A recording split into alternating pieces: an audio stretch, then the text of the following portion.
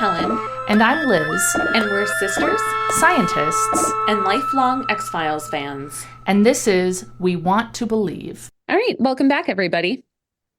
Welcome back. How are you feeling, Helen? I didn't ask. You look great. You look normal. You look healthy. We're a week ahead. So this past episode that is coming out is the one that was supposed to come out when I had COVID, but did not. So do you know what I'm saying? So we're like a week ahead. No, a week I think behind. I do. I think I know what you're saying. People are going to listen to an episode and they're going to be like, this is the first one that was recorded after Helen had COVID. But they're wrong. That episode was recorded before you had it because we're always off by a week. Yes. So we just wrapped up our break of Helen having COVID, and so did everyone else in your house, and Zach hurt his arm. So Yes. Yeah. He fell while playing soccer, and it is a minor fracture. So his radial head is fractured slightly. Mm-hmm. And that is what? It sounds it's like a Radiohead cover band that Osteodox formed. Oh, if I liked that would be- Radiohead more, and was it all musically inclined? If it weren't for those two small things. Yeah. So your radius is one of your forearm bones. It's the one that aligns with your thumb. Okay. And the head is by your elbow. Essentially, it's that side of the bone. So your elbow, your elbow is your ulna. But your radius is right next to it. So he was playing soccer, indoor soccer, which is an important note because he didn't fall on grass. He fell on fake turf over concrete. Oh God, I didn't think about that. Yeah. And there's a small fracture. He apparently at work, one of our biology colleagues asked him, is it a break? And he said, kind of. And she was like, I think that's binary. Like it is either is or it isn't. I mean, it is weird when you just get a small fracture, people act sometimes like it's not a real break. Like, because I've had fractures in my fibula, and it's always like, and it's like, no, it's broken. I don't know. I remember that in college when I broke my ankle, which we're going to talk about actually in this episode. No kidding. Yeah. Cool. But yeah, so does he need to wear a cast, or like what's going on there? No, not a hard cast. So, I mean, it is actually not, a terribly big deal. It's bothering him, but it's not terrible. He was able to play guitar a little bit the other night. God. That's so awful. I know. And then, the same day. I mean, it's awful that he couldn't, not that he was able to. Right. A little. Yeah. I thought this took the guitar away for good, and it didn't. Yeah. Damn, that's so awful. Those Friends episodes with Ross playing the keyboard.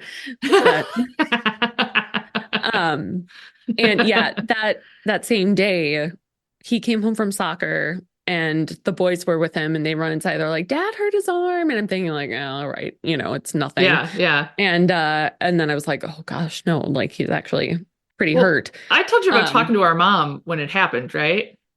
Yeah. That I was on the phone with her. When it happened, yeah. For the record, our mom said, "Oh no, Zach just fell down. It looks really bad." And I play a contact sport, and so I was in my head thinking, I'm sure it's nothing. You know, I'm sure he's fine. And then find out, no, he broke his elbow or whatever. Yeah. Like, no, I'm a jerk. Yeah. Wow. No, how long until it's normal? A couple weeks. So like 4 to 6 weeks total, and it's been a week and a half, 2 weeks. Okay.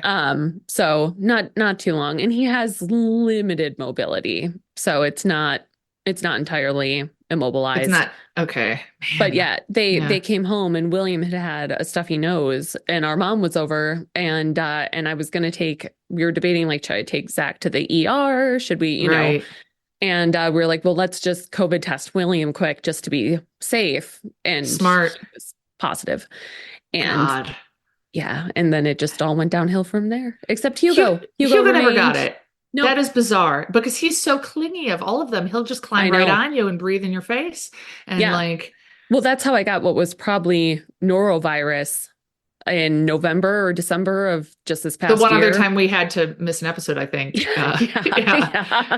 And I knew when it happened. Hugo had been sick, and then he was like sitting in our bed all snuggly and sneezed in my face. And I was like, God. Oh, here we go.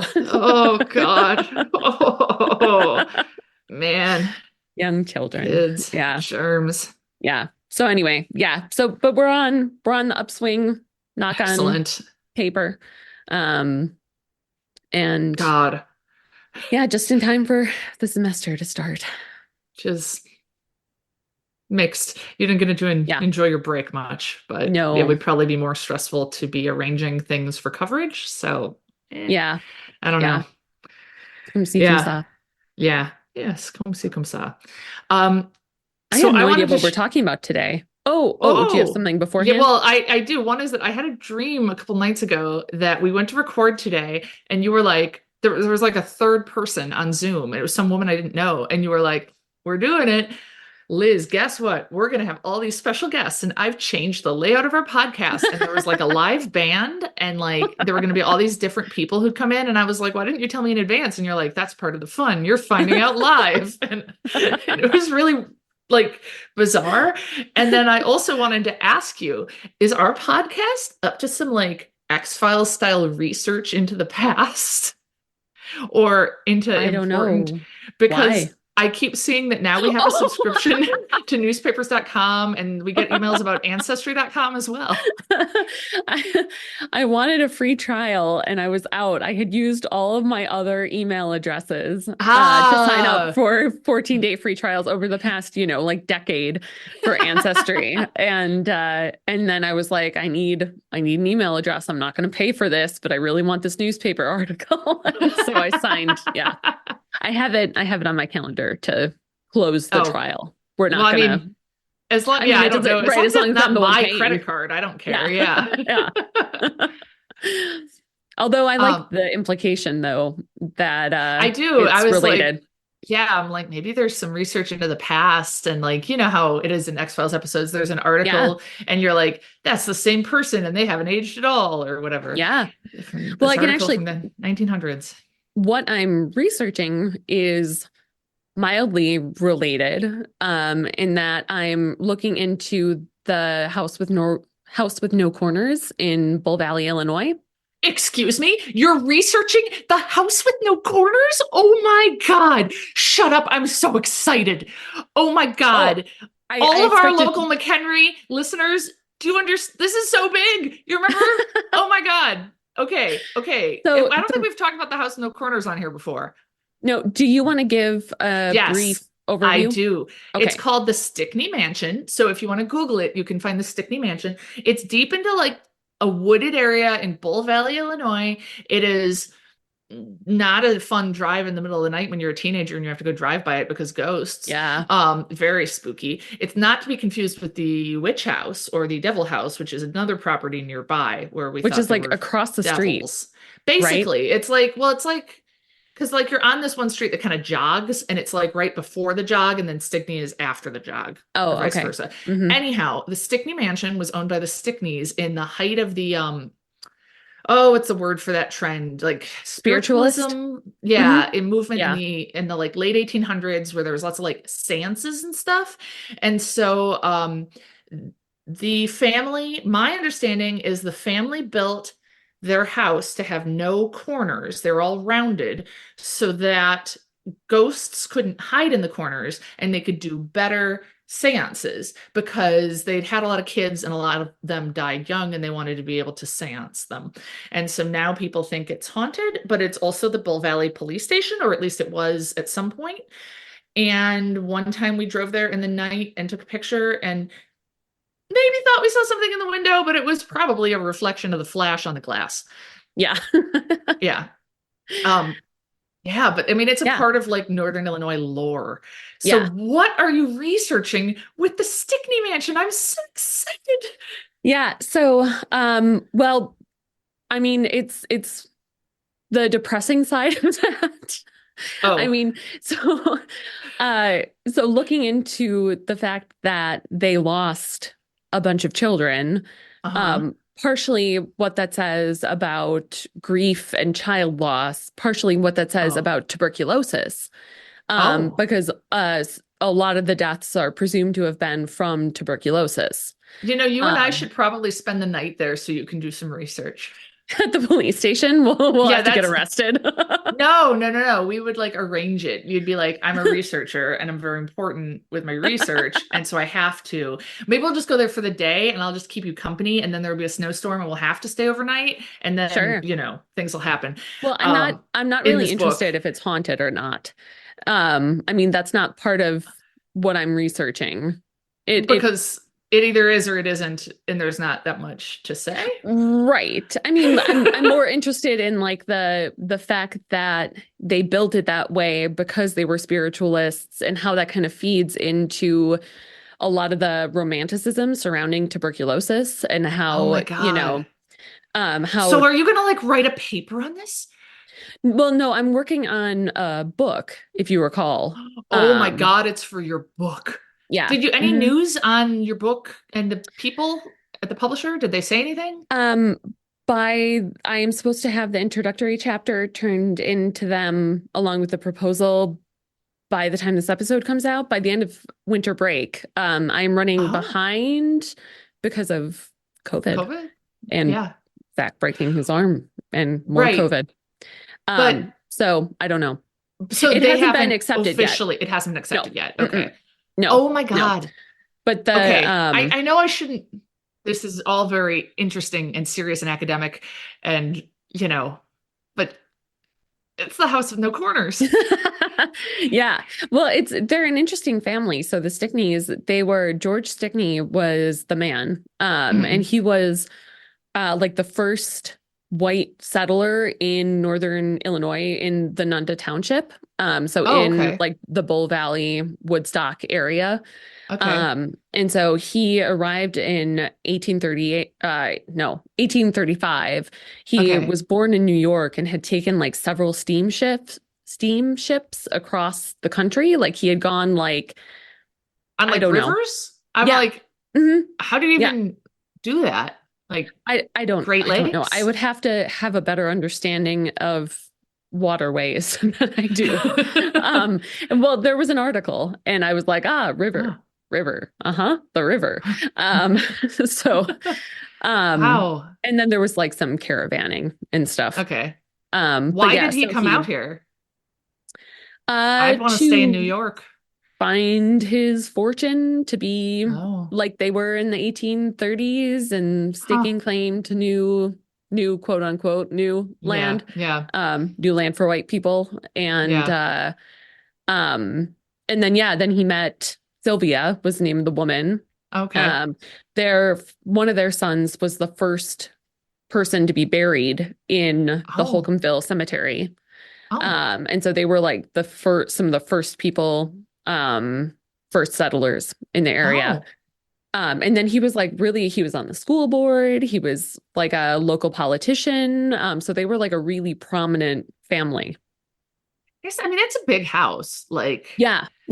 Well, the first floor was all living space. The second floor was the ballroom, which is where they would have seances. Oh my God. Yeah. Wow. Yeah. Wow. That's wild. Well, please keep us updated on your research. I love this. I found a poem that he wrote towards the end of his life that was published in the 1880s by, I don't know by who, but the book is like the history of McHenry County. Okay. And there's like a long poem that he wrote about his life and about like meeting Sylvia and then, like meeting his second wife. And it's fascinating. Whoa. Oh my God. Yeah. So my research using Ancestry, it is tangentially related. Yeah. Okay. Yeah. Oh, that's fantastic. Yeah. Oh, that's so interesting. Wow. Oh, I love that. Like something we were like, ooh, let's drive by it at midnight when we were kids. You're now like researching. Like, yeah. Although let's be clear, I never wanted to drive past it at midnight because I was too scared. So, well, you were with us the night we took that photo, right? Or no? No, I wasn't. Okay. Nope. Too scared. But you went with us that night when we had Luke's mom's Suburban and we called it the Ghosty 5? No, you were totally with us. No, I wasn't. No, and we went to You're not just inserting yourself into memories. No, you were there because we had to drop you off before we went to somewhere in Lake County because Mom wouldn't let you be out that late. I swear. Okay. Maybe that might be true. It was like we went to like one cemetery. I don't know. Yes. Okay. Right. But then I didn't stay out because I was. Yeah. And then we like 14. Went out the rest of the night. Yeah, I think that sounds right. You would have been 14. Mm-hmm. And then like we went to like some county park in Lake County that was supposed to be haunted or something. I don't know. Yeah, Eventually we were in Meyer in the middle of the night. Not because it was haunted, just because it was open. Yeah. Anyway, what are we talking about today? It's a good one, right? What is it? It is a good one. It's Colony. Okay. Yeah. Okay.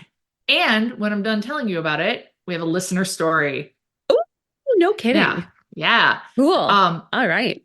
So, Colony, this was a great episode, and it was a pleasure to watch. And the thing is, all of these more conspiracy episodes, they were always my favorite, but I still was taken by surprise by a lot. I'm sure I've seen this episode a number of times, and I still was like, oh my God, about a lot of things. So I'll be curious to see how well you remember it.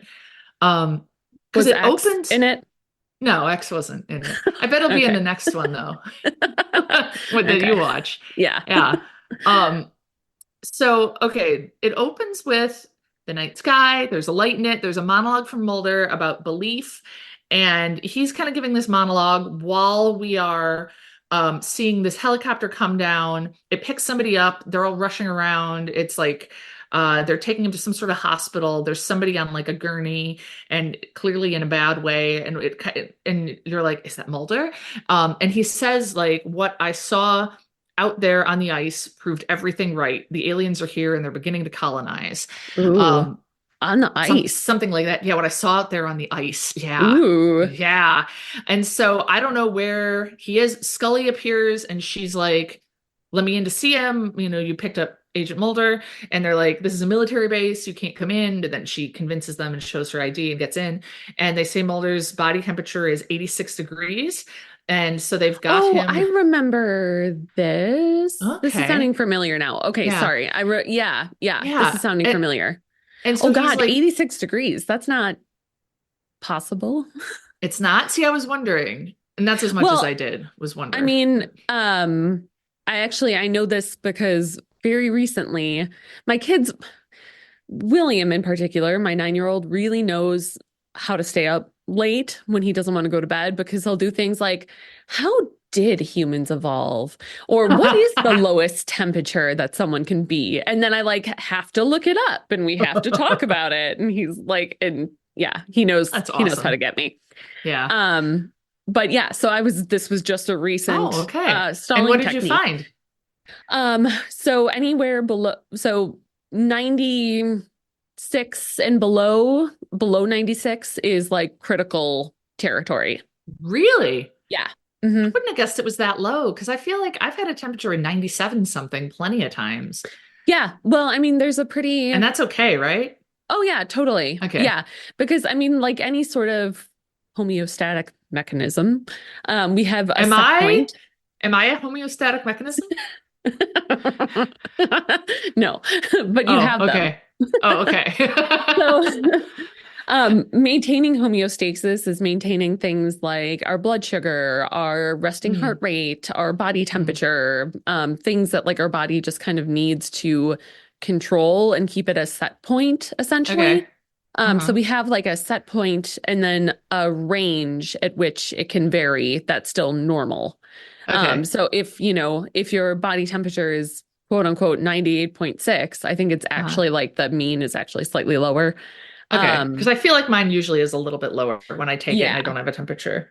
Right. But then it can vary between, up to a degree and you're still totally fine. Okay. Yeah. But below like 96 is when we get into dangerous territory. So 86, I mean, I would assume that's like coma. He didn't seem conscious. Okay. And so they've got him in like a big tub. Yeah. Big metal tub. Right. And so Scully rushes in and she's like, get him out of that tub. And they're like, he's got hypothermia, like really severe hypothermia. We're trying to save him. And she's like, that cold is what's keeping him alive. He needs to stay cold. Huh. Okay. And then the opening theme. Okay. And there we go. And it shows 2 weeks earlier, there's a research vessel on the Arctic Sea. And so maybe I'm Oh, thinking right. like that's where we're going to get something icy later. Mm-hmm. Um, and they see a light in the sky and they're like, I think that's a UFO. It doesn't look like anything else. And it crashes. Um, and then we go to a doctor's office in Scranton, Pennsylvania. Oh. And I was like, oh, Scranton, the office. If I could do the theme song better, I would. Is that the office theme? Yeah, I was trying to. Yeah. We're Yeah. better at the X-Files theme, I think. Yeah. Yeah. I think it's easier. Yeah. Yeah. So they have the news on in the waiting room, and they're like, oh, these people in this research vessel thought they saw an alien, like UFO crash, but it was actually a Russian fighter pilot that crashed there. And they show his face, and it's the alien bounty hunter. Oh, now we have not. You Met just know him. that because you know that, right? Yes, We don't. I know Okay. that because I know it, but and also we're about to find out Okay. in this Got it. episode. Okay. He's a that guy. big dude, about, I don't know, real tall, very angular jaw, Yeah, very square intense jaw. look. Yeah. And so the doctor sees the guy's face on TV, takes off running into the hallway, and then and it's a family clinic. It's a women and family clinic, something like that. Mhm. So the doctor takes off running, and then oops, alien bounty hunter is right there, catches him, and he gets out what I recall we always called in college. Yes. Do you remember what we called it? Oh, stabby, pokey. We called it the alien pokey thing. The alien pokey thing. Yeah. So he gets out the alien pokey thing, which is it's like, it acts like a switchblade, but it's just a point. It's a pokey thing. It's a metal pokey. It's like a skewer that is retractable. Like like a switchblade mixed with a spike. Knitting needle. Yeah. Yes. And he stabs the doctor in the neck, and he bleeds green blood. Yeah. And now so that is not normal. I'll tell you. No. And I was thinking this episode mixes really well with the Erlenmeyer flask, which has the green blood. It has a lot of similarities. And so I feel like it would make a lot of sense to watch the Erlenmeyer flask before you watch this episode. If you're thinking of watching this one, that would be a great one to like brush up on stuff. And so then we see Mulder and Scully in Mulder's office, or their office, I guess. I always feel like it's Mulder's. And they've got, Mulder has gotten 3 obituaries emailed to him. And there's one of them is that doctor in Scranton. And then it's 2 other doctors, and all of them worked at abortion clinics. And so Scully's like, oh, it's like militant right to lifers, probably, is what she says. And Mulder's like, okay, yeah. But then I was like, that's not an X-File. Why didn't anyone send this to us? So I looked up the doctors, and they're all identical. Whoa. Yeah, and they're all just like normal looking middle-aged dudes with glasses and thin hair. But they're all the same middle-aged dude. Weird. Yeah. And so they briefly show that like a reverend who's like a crazy right-winger has been arrested for it because I don't actually know how they arrested him or what the deal is. He's clearly sinister, but he ended up not playing a big role. He's got a newspaper clipping on him that is a picture of the doctor, and it says, "Do you know this man? Call this number." And so he says, well, I got that out of a newspaper in Binghamton. And so they go up to Binghamton and they talk to the newspaper, and they're like, yeah, we don't know who placed the ad. They paid cash. He left. I don't remember him. And they like show a picture of the doctor, and they're like, was it him? And they're like, no. And it was definitely the alien bounty hunter. And so that's where I want to ask you. Mulder's like, look, they're kind of continuing in like a path. Like they went because the first doctor who died was in New Jersey, and then the next one was in New York City, and then Scranton. And Helen, do you think Scranton is north or south of New York City? South? No. I would say no. It's north of it. Really? I mean, I picture it pretty straight west. I picture it like pretty straight west. Mostly. Yeah, that's what I pictured. And I think had I had to guess, I would have said it's probably a little bit south, but I'm not sure. But no, if you look at a map, it is definitely north of it. Like it is like northwest of it. You're also looking it up. Good. Yeah. It's like, I'd say like on average, like a 45-degree angle up north. Like really? Which well, now surprised me. The even more disturbing part, perhaps, is that I thought New Jersey was south of New York. It is. Or north. I'm sorry, north. I thought it was north. You did? I did. Oh. Because it's like across the sea. What do you mean by that? I don't know. There's water there, right? Isn't New York across? There's water there? I mean, right? Look, neither of us are good at geography, so I should not be like making fun of you. No, New Jersey is south, and they have that. I guess it's kind of sort of. Oh, it's mostly west, right? Yeah, that's what I was going to say. Okay. Kind of. Okay. Because there's that tunnel, right, where like it connects them and goes underwater. So like, yeah, the Connecticut bay is apparently the above water. them. By the way. Okay, the bay is the water. See, I thought you meant the Atlantic Ocean. Oh, no. Yeah. Okay, so he's heading north. Kind of making his way north. No kidding. Stabbing people with his pokey thing. And so they go up to Binghamton, and Mulder finds out, so they listen to all of the messages that have come in for this number. Oh, and one of them says, it's Dr. Aaron Baker. He's in danger. He's at, he lives, or no, they know he's in danger.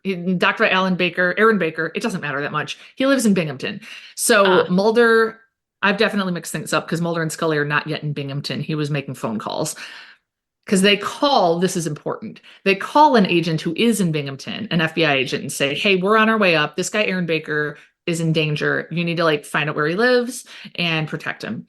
And so then we show this other FBI agent go to this like little suburban house, and he looks in the door, or he like goes to ring the doorbell, but he stops because he hears yelling, and he looks in the window, and you can see one of the doctors who looks the same yelling at someone, having some sort of argument. And so the agent goes around to the back of the house, and then we can see inside, and the other person he's yelling at is the alien bounty hunter. So alien bounty hunter does his pokey thing, kills him, green blood. And so then the FBI agent breaks in and shoots the alien bounty hunter to stop him. And the alien bounty hunter also bleeds green blood, which is what makes him the alien bounty hunter, because he both hunts aliens and is an alien. Yeah. And the green blood coming out of his body has like a bad effect on the like eyes and nose of the FBI agent. And he's like, oh, it's burning. And so we cut from there. And then Mulder and Scully, did I forget to tell you something really important? Did I? Hang on. Tell me I didn't, because it's really wild. I don't think I did. Let me make sure. No, I didn't. There we go. There's all my exclamation points. Okay. Mulder and Scully go to the house, and the FBI agent is outside. Seems fine. And they're like, and he's like, nobody's there. And there's like 2 weeks worth of mail in the mailbox. I don't think he's here. And Mulder and Scully are like, hey, we should check around back just to be sure. And then we go to the FBI agent opening the trunk of his car, and the actual FBI agent is inside it, and his eyes are all red, and he's dead. Yeah. Okay. I forgot he could shapeshift. Oh, really? Yeah, which is like his whole deal, besides the pokey thing. Yeah. Yeah. It's interesting that he always goes back to that one form. But I guess if I could shapeshift, maybe a white man would be my preferred form. I don't know. Yeah, I mean, I feel like, no, I would want to be like, today I have a pink mohawk. I don't know. I feel like I mess with my hair. In Harry Potter. I'd be much more like that. Yeah. Yeah. I was thinking more like if I was trying. Yeah, right, exactly. If I was a bounty hunter from a different land, I'd be like, well, these are the ones in power. That makes sense. Kind of do whatever they want. Yeah. He's tall. He's like youngish, but not super young. And but I kind of was taking it as like his natural form, but that's clearly not. He's bleeding green blood. I don't know. So then Mulder and Scully go back to DC, and Skinner calls Mulder in, and he's like really mad. And he's like, yeah, you guys went off. You didn't have authorization to do this. And Mulder's like, I thought we had like an understanding with the X-Files that we could just kind of pursue stuff. And Skinner's like, well, not when some FBI agent was found dead in his car in the house you sent him to. Oh. And they're like, oh, oops. So Skinner's like, no more investigating. Write up a report. We got to look into this more before you do anything else. Mm-hmm. At this point, it just gets so interesting, I think. I was like, it was a great episode. I just feel like, why are there so many ones I don't like that much when they can do stuff that is so unexpected and excellent? Because Mulder calls Scully. She's at home, and she's like, hey, well, she's shocked, first of all, of course, to hear that agent is dead. And she's like, hey, I just got an email. And she says it contained a digitally scanned photograph, which I just loved because, like, it's still novel. It's like 1995 or whatever. Yeah. So to explain to the audience so we understand it, someone digitally scanned a photograph, and it shows that there is one of those doctors. His name is James Dickens, and he's right there in Washington, D.C. Oh. Yeah. So Mulder's like, all right, south. Right? Yes. That is okay. Yes. Right. But it is shockingly close. Like the East Coast is all way closer together than I thought. I think I was in Philadelphia about 10 years ago, and somebody mentioned that, we just took the train down from New York and it's like 2 hours. I was unprepared for that. Yeah. I went to Zach's cousin got married in Baltimore. I don't know, 8 years ago or so. And quite a few people went. Maryland, I guess, is famously close to DC. Yeah. But so maybe that's not as impressive. But a bunch of people went to DC. Thought I was flying into DC and didn't find out I was actually flying to Baltimore until, I don't know, I may have been in the air. I'm not sure. I was unprepared. So was this when you had the broken leg? Or was that a different time? You went to DC with the broken leg. I think it might have been. And that might also be the time I didn't realize. Our dad was driving me to the airport, and I realized at the last minute that it was not at O'Hare, it was at Midway, and I just barely made it. And then it was definitely the time I was there with a broken leg. It was a broken foot because it was after my foot surgery. That I was there, and I didn't know that fancy hotels will put a hold on your credit card in case of incidentals. And so this stupid hotel put a hold of like $400 on my debit card because I was 22 or 23 and didn't have a credit card. So then I went to try to buy myself breakfast the next morning, and they were like, no, your card's declined. And I was like, well, I'm going to starve. And it was, long enough ago. It wasn't super easy. So our dad had to figure out a way to get me money. My gosh. Yeah, that $400. Yeah. Is that ridiculous? Like, yes, that's insane. Although I like DC is also famously expensive, but still. Yeah. And that was where I remember, I think it was that trip where I saw the highest ATM fee I'd ever seen until I went to Las Vegas much more recently and was in a casino. And it was a $3.50 fee, which seems not that bad right now, but this was 2005. So it was, 19 years ago. It seemed high. It doesn't sound that bad now. Yeah. What's the one in Vegas that you saw? It was like $8. Oh, wow. Yeah. Because the ATM by my house is $5. I routinely. Oh, God. Yeah. That offends me. Who do they think they are? They think they're BMO Harris. They're not my bank, for the record, but my bank is in a different city, so it's complicated. Yeah. But I would not bank with them. I know, right? The nerve. Yeah. God. Yeah. What do you think? Beloit is Vegas almost? Yeah. Yeah. It's 5/8 of Vegas. Yeah. It is the Vegas of the state line area, Is that true? No. Because Platteville, the Platteville students call it P Vegas, sort of sarcastically. Yeah. I think to make fun of it, I guess. Okay. Yeah. I don't fully understand the nuances of calling it P Vegas because I've never lived there and didn't go to school there, but yeah. So anyway, DC has one of those doctors. Okay. And so Mulder and Scully so Mulder's like, I'm going to come get you. And so Mulder goes to Scully's house, their apartment building, and there's a dude outside. And he's like, are you Agent Mulder? My name is Ambrose Chappell, CIA. And I have to talk to you. Guy. Yeah, I can kind of picture him. Okay. And like I heard that name and I was like, ooh. And then I thought maybe I was just mixing up with Chapel from Trigun. Oh, sure. Yeah. You know about the whole Trigun thing that happened last year, right? No. On Twitter? What? No. It's like it's really, really weird. Oh, it's just weird. It's Trigun, for the record, is an anime. Yeah, it's an anime who aren't aware. Yeah. Yeah, for people who aren't as cool as us. That's it. It's so one of the characters in Trigun is Nicholas Wolfwood. Uh-huh. And Wolfwood, I mean, you know Wolfwood. I guess I'm telling the audience. And I mean, it's been forever though. So yeah. You know Wolfwood. Yeah, I know. I couldn't have come up with these people's names though. Come up with the two girls' names. Millie and you have until the end of the episode. Lois? No. No. Okay. All right, I'll keep thinking. Okay. Anyway, so Nicholas Wolfwood, is a character on Trigun. Yeah. I don't understand the details. I'm not following Trigun much at this point in my life, but someone on Twitter, going back a couple of years, several years ago, this novella came out called This Is How You Lose the Time War.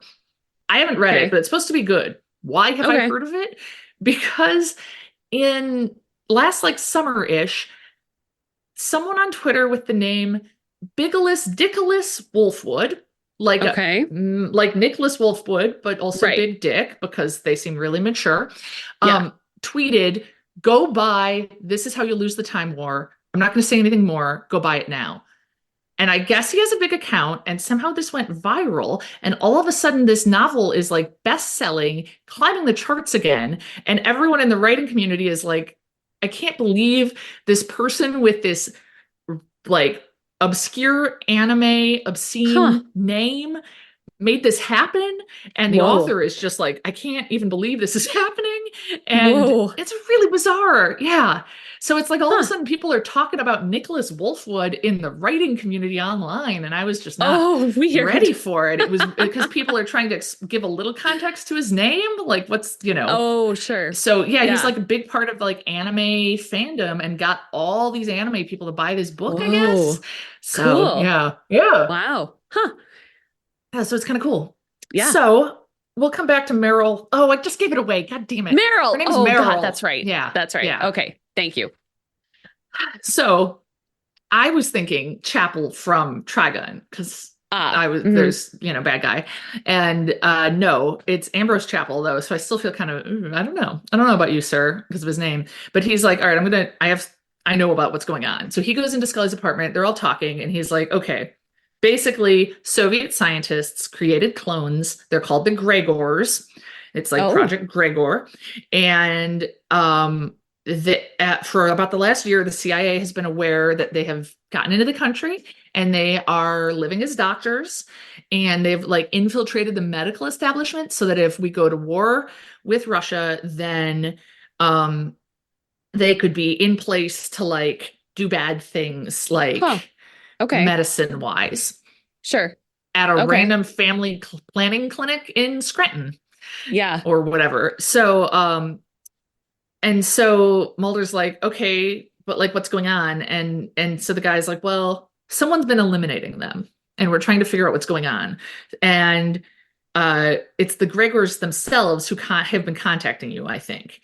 And and Ambrose Chapel says, I'm the one who placed the ad. That's how I found you. Like, because I don't know, Mulder called it or something. And so he's like, all right, let's go find James Dickens. So they all three go together. Cut to Dickens in a lab in a warehouse in Maryland. Big green tanks, big clear tanks with green stuff in them. Weird X-Files lab, He leaves and somebody's picking him up in a minivan. Would you like to guess who is picking him up? Okay, so the alien bounty hunter? No. He's like, oh, thanks. Okay, cool. Like they're clearly friendly. Him and the person picking him up. And it's not X because you said he's not in this one. Nope. Oh God, cigarette smoking man. Nope. No.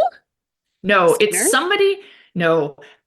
Here's a clue. It's somebody we haven't yet seen in the X-Files at this point. It's the first time we see this person. Not Krychek. No, we've seen Krychek. Right? Yeah. I don't know. I'm So if I were watching this for the first time, I wouldn't know who it was, but you find out by the end of the episode or whatever. It's Samantha. Adult Samantha.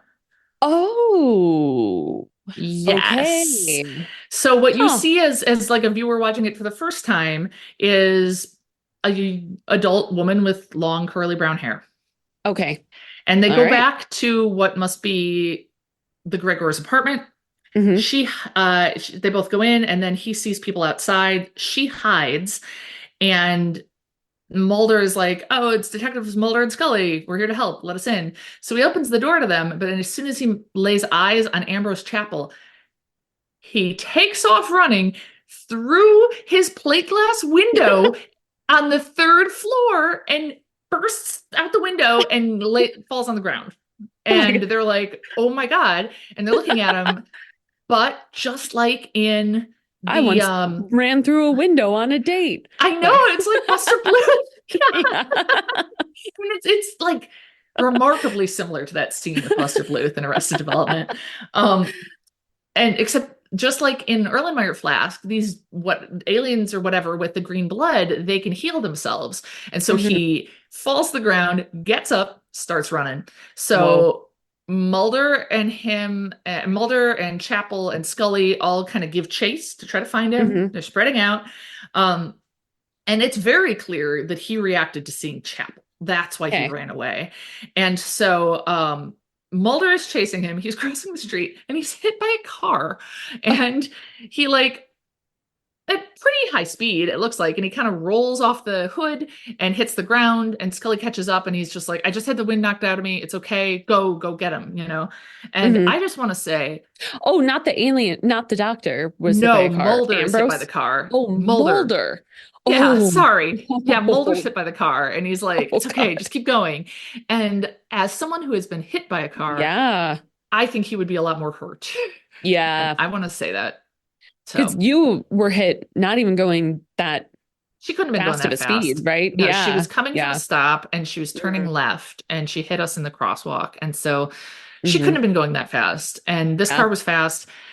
And I mean, I had a small fracture. Yeah. as we talked about. And my friend who I know hit the windshield, broke a bone in her face because her face broke the windshield, and broke a bone in her hand and had a concussion. And so he's not fine. No. So he's a little scraped up and out of breath. Yeah. So it's just Scully and Chapel running after this Gregor. And then we see that he's kind of got him cornered in an alley. Chapel kind of has Gregor cornered in an alley. And then of course transforms into the alien bounty hunter, gets out his pokey thing, and kills him. Ambrose Chapel does? Ambrose Chapel was the alien bounty hunter. Okay, that's familiar. Yeah. So then Scully shows up and he's like, "Oh, I lost him. He went up the fire escape. I'm going to try to find him." But then Scully looks down and she stepped in some green goo. Oh. Do I recall that it starts to wear through her shoe? Yes, it does. Okay. Yeah. Cute ankle boots. Nice. Yeah. So they go back to the office and Scully's like, "Look, I don't trust Chapel. I think that he was running specifically from Chapel." And I really like this exchange. Scully goes, "Whatever happened to trust no one?" And Mulder's like, "Oh, I changed it to trust everyone. I didn't tell you." And I thought that was great. But he's like, "No, I did a background check. He's a real person. He has a long career in the CIA." And Scully's like, "Well, why did he need us then? Something's weird." And it makes sense that the background check worked because, of course, it's not really Ambrose Chapel. It's the alien bounty hunter. Yeah. So Scully's going to do an autopsy of the Syracuse FBI agent who died because there was no cause of death that they could find. Okay. She noted that his blood is really weird. Didn't he get poked? No, he did not get. It's only the aliens that's right. that get poked. He was toxic. He had his eyes burned or whatever. Yeah. He was exposed to the blood and it killed him. And so that's right. Scully says there's tons of extra red blood cells to the extent that his blood is curdled like jelly. Yeah. Gross. Yeah, I know. I know. It's like really vivid imagery. Yeah. Yeah. Yeah. Um, Huh. and so Weird.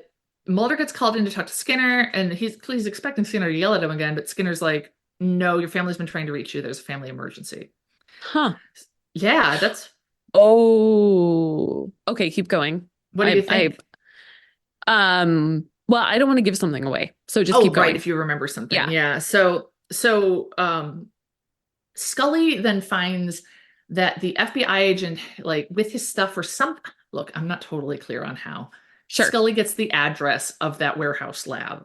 And so Oh, okay. Mulder is driving off to Martha's Vineyard, um, which is, I want to Where find his out. family lives. Yeah, so he's going to go see his family because he calls and his mom answers his dad's phone, and Mulder's sort of surprised because they're divorced. And they're like, we can't even tell you over the phone. You got to come up here. For what it's worth, maybe he flew. It's a 9-hour drive from Washington, D.C. to Martha's Vineyard. Ooh. So it doesn't really make it clear. But Mulder seems to get there at like the same exact time that Scully is walking into this warehouse. So she goes by herself.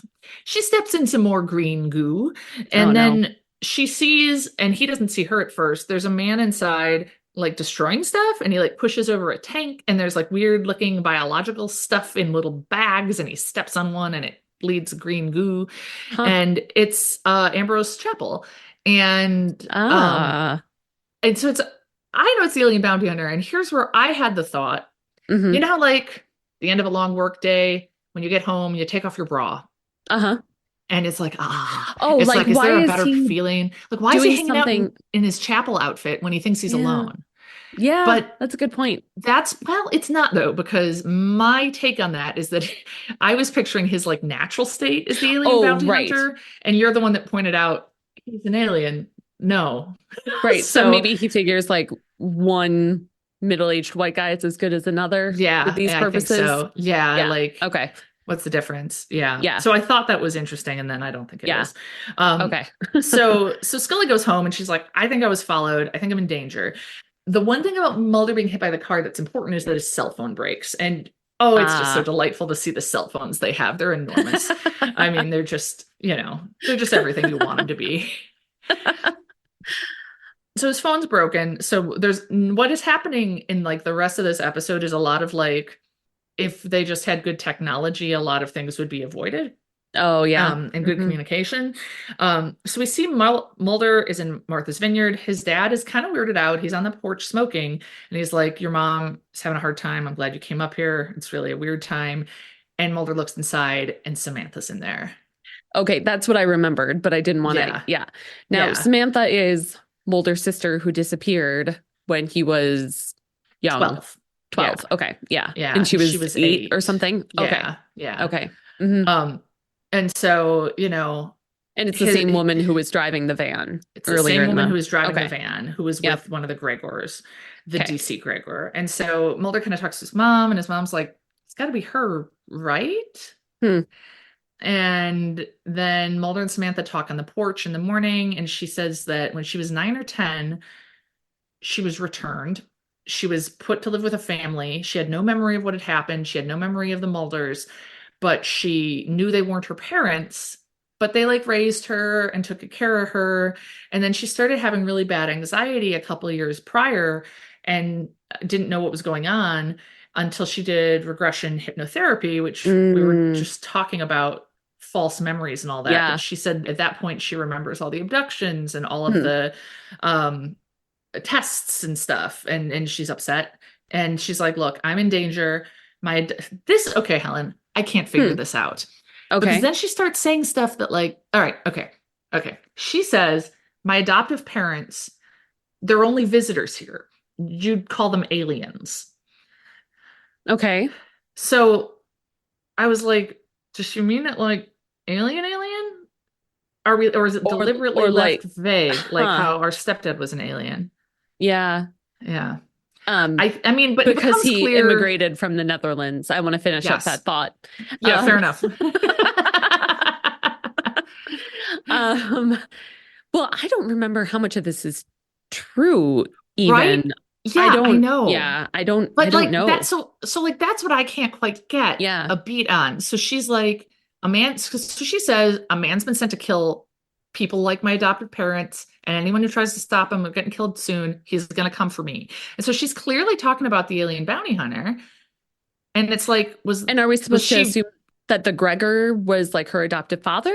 I guess, Okay. Okay. unclear. Okay. But we see that Scully is leaving her house, and as she leaves, Mulder calls to be like, "Oh my God, you gotta call me." And then she gets on the bus, she's all suspicious, and so she gets out her enormous cell phone out of her uh forest green fanny pack that she's wearing. Oh, And nice.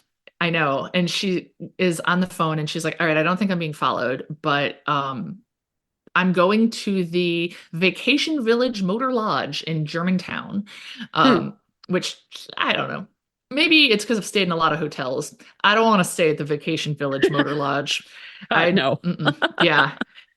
And so she's like, "I'm on the bus. I don't think I'm being followed, but that's where I'm going to be. So please call me." And I'm hopefully going to have a lot more information about this case by the time we talk, because before she's going to the Vacation Village Motor Lodge, she's going back to the warehouse. She gets out. Oh, sorry. Oops. Alien bounty hunter is on the bus watching her. So that's not good. Darn. Yeah. And so she picks the lock at the warehouse using Mhm. a drill that she kept in her forest green fanny pack. Ooh. Yeah, like it's very handy. Like she doesn't have a purse. She's very sporty. She's in like leggings and big running shoes, like high Oh, tops. And nice. like, it's like Cool. very casual, sporty stuff that like I think in like 2003 I would have thought was super ugly, and now I'm like, no, it's cute. Yeah. Yeah. Yeah. Cool. And so she opens the door, and she kind of looks at like the weird bags of maybe living things, and then somebody runs, and it's a Gregor, and then there's actually four Gregors, and they're like, "We're the last, you need to protect us." Oh And God. so she calls the FBI, and she's like, "We need maximum security protective custody, no visitors, okay?" Hmm. And when she's saying this, like it's not going to be Yeah. good for the No. Gregors. Yeah. No. I don't Um imagine so. and as all this is happening, the alien bounty hunter is watching from above at a Hmm. perch I would describe as like a gargoyle. Like it seems to be like the edge of a building. I don't know exactly where he is. Um and so Mulder then is back in the office, and he gets Scully's voicemail, and he calls Vacation Village, and the guy is like, "Nobody by that name is checked in." And he's like, "Well, can you give her a message?" And the guy gets off the phone and is like, "Wait, who am I supposed to call? What's the name?" And then Scully walks in and checks in. And so it's clear she doesn't get Mulder's message. And it's just like, Yeah.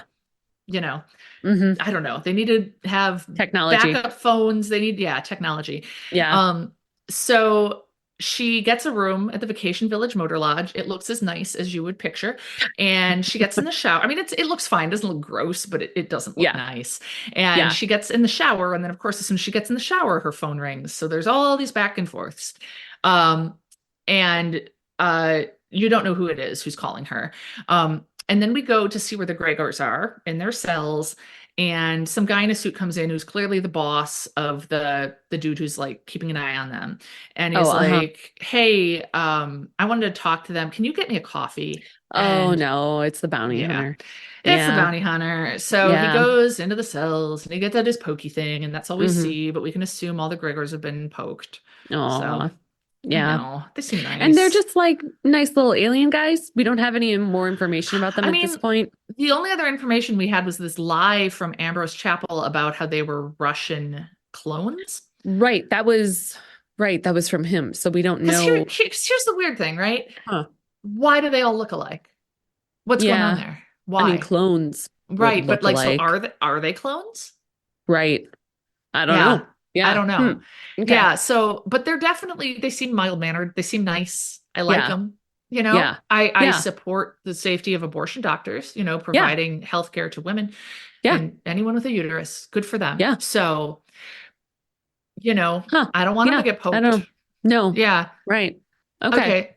So then it's 11:21 p.m. we see on the clock, Ah. which is the classic X-Files time for things to waken people up. And there's a knock at the door. Zach Warner's birthday. Exactly. He was 10. That's how we celebrate. Was he 10? Well, he was born in 84. Isn't this 94? 95, but he hadn't turned 10 yet, or he hadn't turned 11 yet. So yes, he was 10. Okay, he was 10. He was 10, and it was 11:21 p.m. and there's a knock on Scully's door, and it's one of those hotels with like the doors lead right to the outside. Yeah. And so she answers the door, and it's Mulder, and she's like, "Oh, thank God, you finally got my messages." And then the phone rings, and it's Mulder, isn't it? Oh no. And he's like, "Scully, be careful. Don't trust anyone." Ah! And that's the end of the episode. Oh man. Yeah. Oh, it was such a good one. It was such a good ending. Like, how come I didn't remember that? Like, oh my God. Man. I'm remembering it as you're saying things, but I would not have been able to tell you any of that. Yeah. So, oh man, how exciting. I can't wait. Yeah. Oh, and now you get to watch the other half of it and find out what is he doing on the ice? Oh, yeah, right. We haven't gotten there yet. Okay. Yeah, and like what happens to Scully in this scene? Like, because she's clearly fine in that flashback, Right. So, right. Yeah. Huh. Okay. Yeah. Cool. Oh, I'm ready. End game, I believe, right? Yeah, end game. Now, are we about halfway through season 2? Where does this fall? Yeah, I think this is, I think we're a little bit more than halfway through. I think this is episode 15. Yeah, X-Files season 2, Colony. Yeah, 16, episode 16. Okay. And so and how many are there? Oh wow, 25. That's more than I thought. Wow. Yeah. Okay. Cool. Still more than halfway through. We got Colony, we got Endgame, and then we have one called Fearful Symmetry. Oh, that's familiar. Which is a familiar sounding name, but my God, when I look at the first couple sentences, it doesn't sound familiar at all. Huh. Well, that'll be yours. Cool. Yeah, it will. Yeah. It doesn't bode well. It'll be mine. No. I don't know. I feel confident that X won't be in it. You never know. Yeah, and so I have a listener story. Yay! Awesome. Yeah, it is from Alita, and she says it was back in 2011, so drones weren't really a thing. And so she says, I was at a friend's cabin in northern Minnesota. We're all hanging out by a lake, and it was nighttime. I was on the dock by myself, and there's this thicket of trees, and there's this bluish white light that's the size of, she says, a large blow up volleyball. I got to be honest, Alita, I'm not totally sure exactly what size that is, and that might be my own volleyball lack of knowledge. Yeah. Maybe it's a beach ball size. Maybe it's a volleyball size, somewhere in between. It's a big ball. Either way, that's pretty big. Yeah. Yeah. Yeah. It's a big ball. It comes out of the woods. It's about 30 feet in the air, totally soundless. And it's just hovering and moving in a straight line towards the middle of the lake. There's no breeze. There's no people or houses where it came out of. And then it just disappears. And so her friend comes up and she's like, hey, did you just see that? And her friend's like, yeah, that's why I came out. All of us back at the campfire saw it. And we were like, what is going on? And then right as they're talking, it happens again. And they see just the same progression of coming from the same spot, like from where it originally started. Yeah, that's my understanding from where it originally started, and then moving. And so then they talk to another friend who has a cabin nearby, but like not that nearby, like an hour away. But that friend would always say that like there's weird lights that they see in the woods in that area, but for them they're like it's more of like pink and orange flashes, not glowing balls. And so she does say the lake regularly kicks up old 100-year-old rotting logs, which produce a bunch of gas. And that other area where the friend's cabin is also heavy into mining. And but on the other hand of things, that cabin where they were staying used to be an old logging camp. And the guy who owns it has seen an apparition walking around. Oh, huh. Yeah. Because I guess they were renting it. And so the owner has seen like a figure. So she has no idea if it was some sort of weird swamp gas or something supernatural or something else. And she said like part of her is like it had to be gas, but she's looked up swamp gas and it doesn't look anything like that. And it's especially never that high in the air, like 30 feet in the air. Yeah. Huh. Wow. And Yeah. her friends saw it too. They all saw it. Yeah. Wow. Weird. Yeah. Yeah. Oh, that's cool. Where did she say where in northern Minnesota? She actually gave me the exact location on Google Maps Oh, in wow. case anybody wants to look it up. It is Little Thunder Lake. Ooh, okay. Cool. Yeah. I mean, because there's, 10,000 lakes or whatever. Yeah, there's a whole lot so I of was lakes curious. there. Yeah. Yeah, it looks like it is like I mean it's quite far north of like Minneapolis, St. Cloud. It looks kind of like straight west-ish from Duluth. Okay. But a bit of a ways. It's like a 7-hour drive from Madison as opposed to like the whatever it is, 4 hours to get to Minneapolis. So yeah. Wow. Ooh. Yeah. Huh. Wow, that's really interesting. I know. I kind of love it because it's spooky, but it also doesn't like scare the shit out of me. Yeah. It intrigues me. Yeah. Yeah. And it's at that boundary of it must be science, but how could it be? What is it? Right. Ooh, so I like it. Yeah, totally. Yeah. Oh, wow. Huh. Cool. Thanks, Alita. Yeah. Yeah. Neat. And That's if great. you have other stories, please let us know. A reminder to email us at wewanttoBelievePod@gmail.com. And then we'll get emails other than ones about ancestry.com and newspapers.com. And also, you could DM us at We Want to Believe Pod on Instagram. Absolutely. You can find us there as well. Rate, review, subscribe, share with people who might enjoy. Yeah. And we'll see you next week with Endgame. Yeah. Bye.